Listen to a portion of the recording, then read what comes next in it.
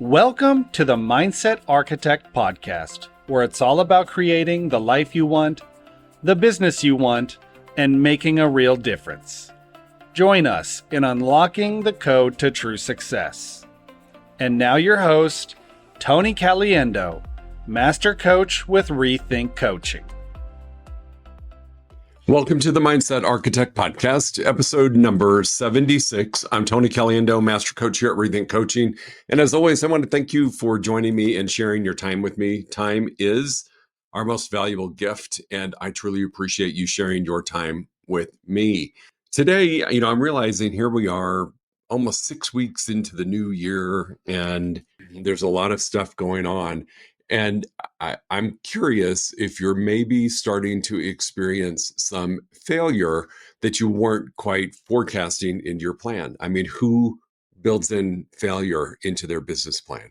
And so the reality of it is we have these plans, we have these strategies, we take action, and yet ultimately we're going to experience some form of failure.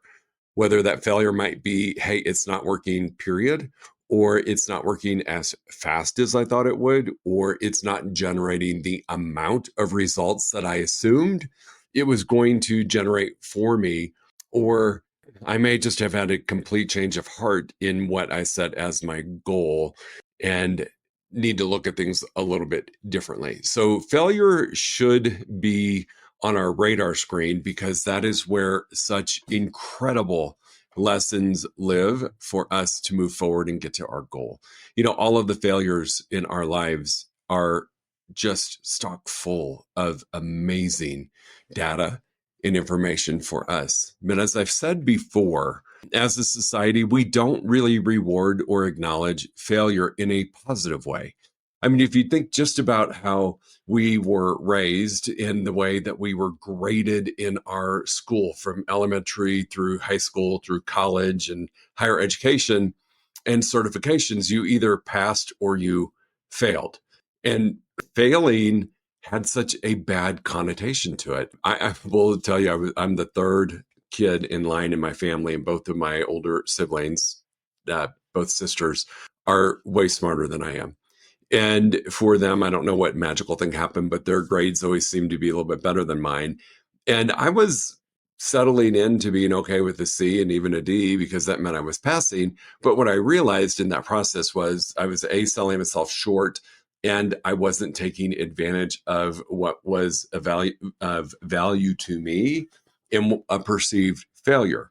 The other thing that I noticed is that you felt very diminished when, I can remember being a kid and teacher would hand back papers out to all of us, and in big writing on the top of the page was your score, and there's really no place to hide. And if you failed, you were really meant to fail like it was totally your fault, and that there's two places in life, either winning or losing. So failure has had its impact on us for a very long time. And we carry those definitions or those stories of failure with us into our business world as entrepreneurs, whatever profession that you're in. We tend to value and use the definitions that were set way back when we were 5 years old, 6 years old, 7-year-olds, moving on throughout our education. And the world seems to be based upon, did you win or did you fail? Did you pass or did you fail? And the other thing that has happened is, and this I think happens for a lot of people, when you do fail, you don't talk about it. You want to just shove it under the carpet as quick as you can, ignore it and move on, just pretend it didn't exist, because people don't revel in their failure. And I wish people would take more opportunity to talk about their failures, because the juice is in the failure.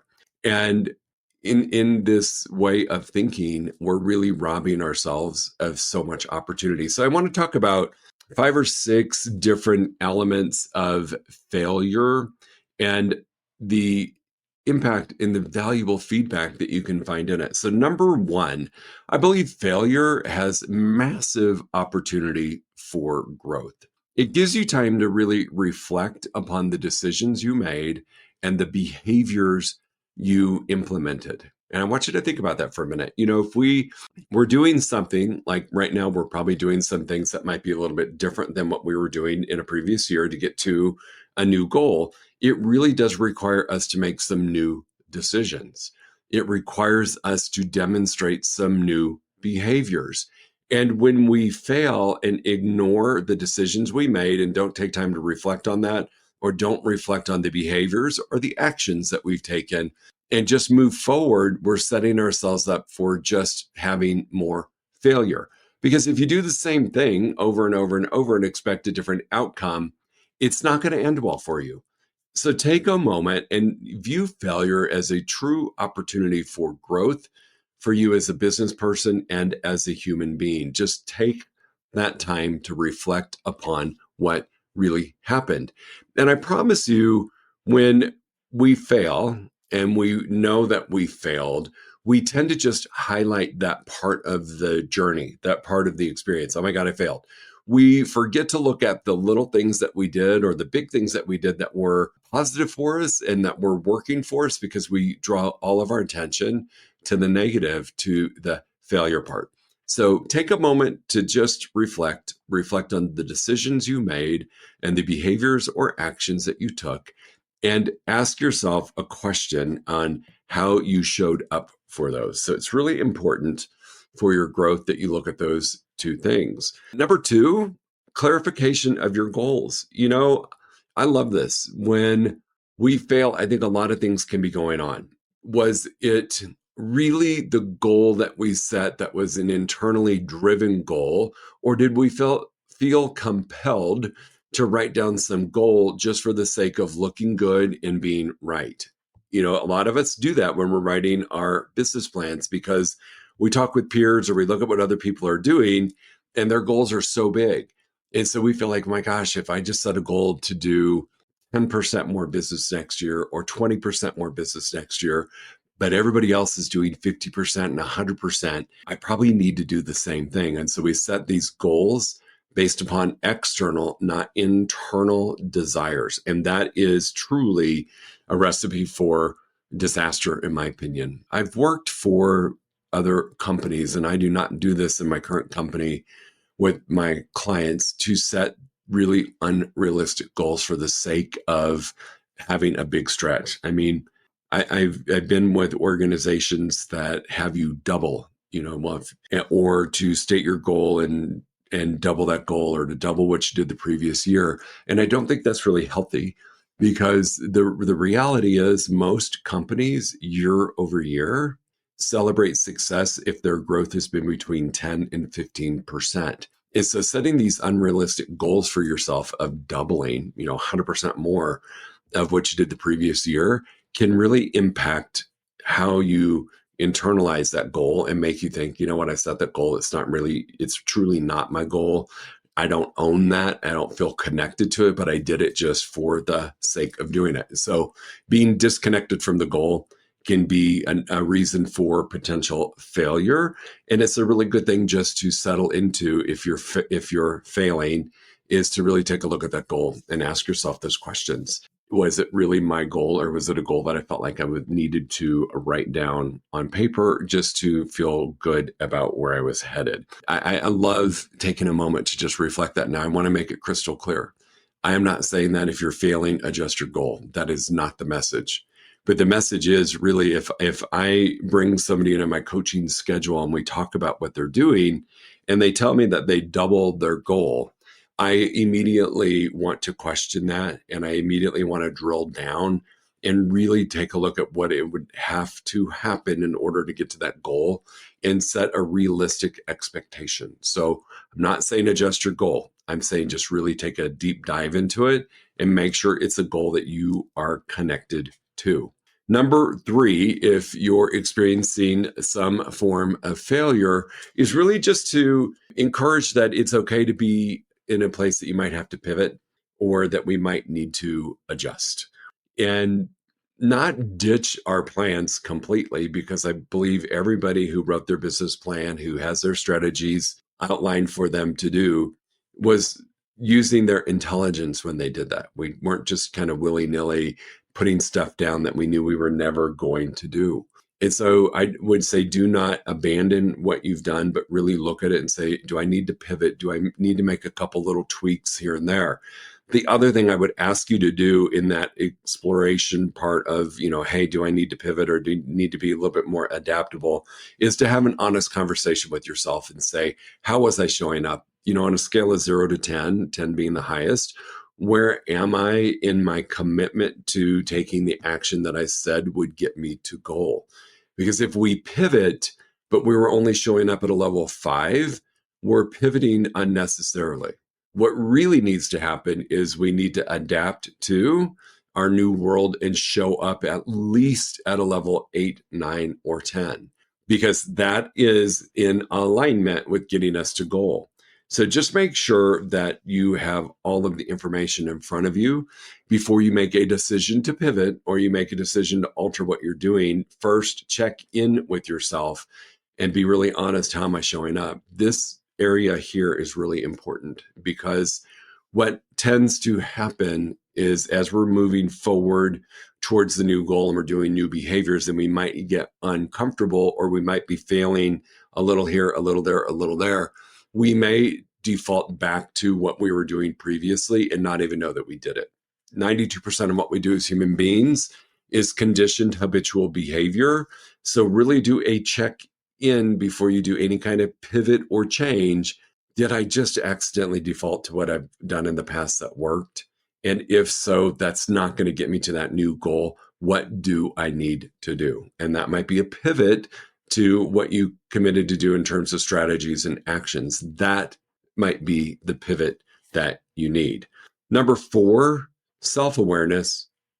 Failure, again, we carry with us these stories and this connotation of what failure means. And I really want you to take a moment and spend some time with, how are you feeling? Again, we tend to sweep our failure under the carpet and want to move forward as quickly as we can to a win, because we don't want the world to see us that we failed. And what I find humorous in saying that we don't want the world to see us that we failed, who's going to see you? Last I checked, most of us are not posting on social media, hey, look at me, I failed in my first month of 2025. Let me tell you all the ways that I failed. We don't do that. We shove that under the carpet and we move forward as quickly as we can. So just take a moment to be really aware of, how are you feeling about the failure? What are you making it mean? What am I experiencing in terms of the emotion with it? Am I angry? Am I frustrated? Am I sad? Am I overwhelmed? What are the emotions that are coming up from that? And this is where I would recommend, in the self-awareness phase, as we draw out those emotions and those feelings, that we use the thought flow model. And if we're having some disempowering emotions, feelings, and energy, we ask ourselves, what's the thought that I'm having that's creating it? So the thought might be, I failed, I'm a big loser. And because, again, of what we've been taught failure means from a little kid. And so that part of the self-awareness may simply be, we just need to change the thought. I mean, are you a big loser? Are you a total failure? No. And what could the thought be? What if the thought was simply, I failed, and in that is such rich information that it's going to help me succeed? What if we just changed that thought? That's going to impact your emotions, energy, and feelings, which will ultimately help you move forward. The other thing I'm going to say about self-awareness is, show yourself some grace. There's a lot of external factors in our world right now. There always are. Some are bigger now than they used to be. Maybe they're just different, and the energy and the attention has been shifted. Yet show yourself a little bit of grace. I said this before and I'll say it again. I don't mind when one of my clients fails, as long as we extract the information from it. And when I say show yourself some grace, if you failed, it means you did something. If you failed, it means you did something that you weren't comfortable or maybe have never done before.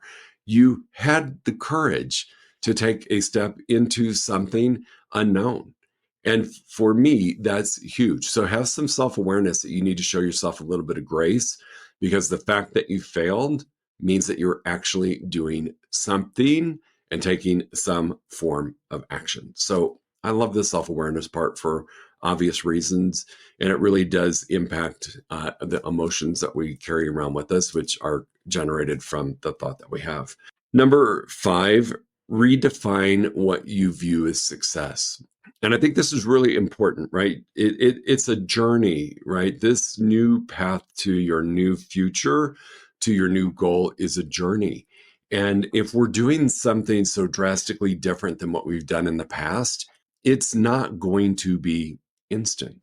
Most entrepreneurs are in businesses that what we do now doesn't impact us for 60, 90, 120 days.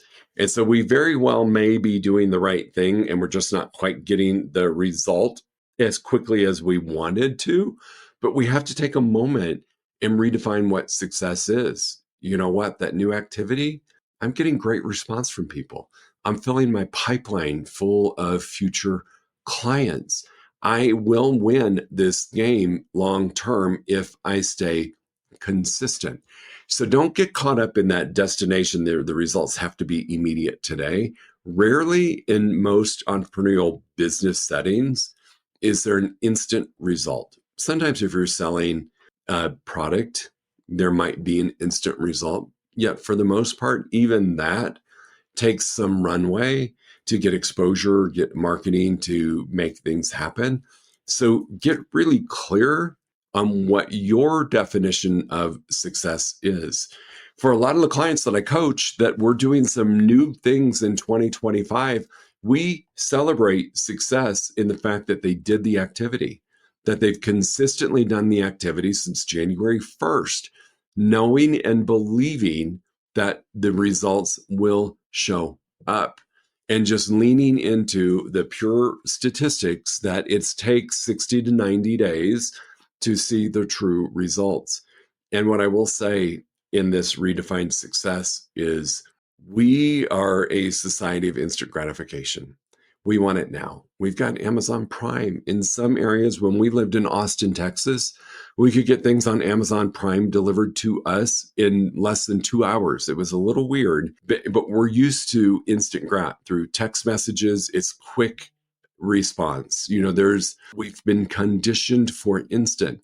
Some of your success is simply going to come from the consistency factor and the buildup of that energy and the building of your pipeline. So I might celebrate a client's success that, hey, we found a client that's going to do something in 90 days. That's a win, because now in 90 days, we already have a piece of business taken care of.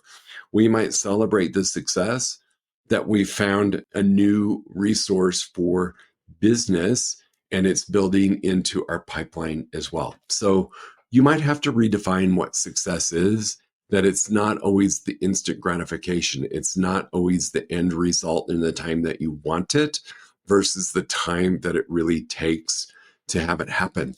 So all of these things that I'm telling you about, I myself am using in my world because I fail regularly. And I look for, hey, what's the opportunity? What decisions did I make? What behaviors am I demonstrating on the regular? Can I really be proud of what I've done regularly to get me to goal? Or am I showing up partway? Clarification of the goals. This is the one that I love, because when I fail, I know instantly if the goal is correct, because I am so annoyed and I'm so driven that I'm going to push through that I show up in a really different way. And I am really married to my goal at that point. And it is the sign that I need sometimes from God, universe, that I am headed towards the right goal because of my reaction to it. I'm not a person who settles. And so when I do fail, I do know instantly, am I married to that goal or not? Am I connected to it? The adaptability part, my goodness, I pivot a lot. And I pivot in terms of, sometimes it's pivoting with my schedule. Sometimes it's pivoting with my energy. There's a lot of ways that I can pivot, but the most important thing that I will always assess first is, how am I showing up? Am I showing up at a level 8 at least? And I say that like it's not the best thing because I know if I show up at a level 8 consistently, 8 out of 10 is 80%. That means I'm probably going to get to 80% of my goal and I'm going to risk 20% of it. Now, I'm a human being and I know that we can't always show up at a level 10, level 10, level 10, level 10, but I do take a moment and really assess, gosh, I showed up at a level 6 last week and I thought I was going to get to my goal because of that. I mean, come on, a level 6, 60%. That's what I'm going to get. What I put in is what's going to come out of it. So I will assess that myself. Self-awareness. I think I've spoke about this more than enough in several podcasts. It's episode 1. I think it's episode 71 where I talk about the thought flow model. That within itself is my biggest tool to use for self-awareness. And then I do redefine success. You know, I've got some people in my pipeline. I've got some projects in my pipeline that are big that I anticipated were going to happen in Q1, but they're really not happening until mid Q2. And I'm okay with that because I've secured the business today. And so to me, that's success. To me, that means I did something right. And so just really take some time to acknowledge what success is. It's not always the end all be all. It's the journey you're taking to get there. So team, as always, if you have any questions or you need some clarity or some help on this, please feel free to reach out, Tony@rethinkcoaching.com. You can go to our website, rethinkcoaching.com, and there's a information box that'll show up that you can sign up for a free 1-hour strategy session. If this is something that you're struggling with because failure cripples you, it takes you to your knees, we need to talk because failure is amazing. Now, we don't want to fail. We want to learn and grow. But the failure has amazing opportunity in it for you. I'm always here to help you out, and I look forward to talking to you all in a week. Go make it a good one. If you enjoyed listening to this podcast, you must come check out the Mindset Architect Group Coaching Program. It's our monthly program where we explore the power of your mindset, help you identify what you truly want in business and life, and then help you reach those goals. Come check us out at rethinkcoaching.com/group-program. That's rethinkcoaching.com/group-program. We'll see you there.